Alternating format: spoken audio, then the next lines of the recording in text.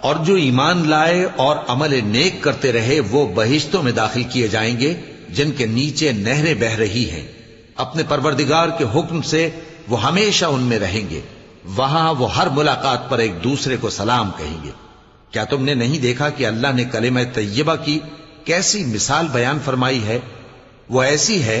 جیسے پاکیزہ درخت جس کی جڑ مضبوط ہو اور شاخیں آسمان میں پھیلی ہوں، وہ اپنے پروردگار کے حکم سے ہر موقع پر پھل لاتا ہو، اور اللہ لوگوں کے لیے مثالیں بیان فرماتا ہے تاکہ وہ نصیحت حاصل کریں۔ اور ناپاک بات یعنی غلط عقیدے کی مثال ناپاک درخت کی سی ہے کہ وہ زمین کے اوپر ہی سے اکھیڑ کر پھینک دیا جائے، اس کو ذرا بھی قرار و ثبات نہیں۔ اللہ مومنوں کے دلوں کو صحیح اور پکی بات سے دنیا کی زندگی میں بھی مضبوط رکھتا ہے اور آخرت میں بھی رکھے گا، اور اللہ بے انصافوں کو گمراہ کر دیتا ہے، اور اللہ جو چاہتا ہے کرتا ہے۔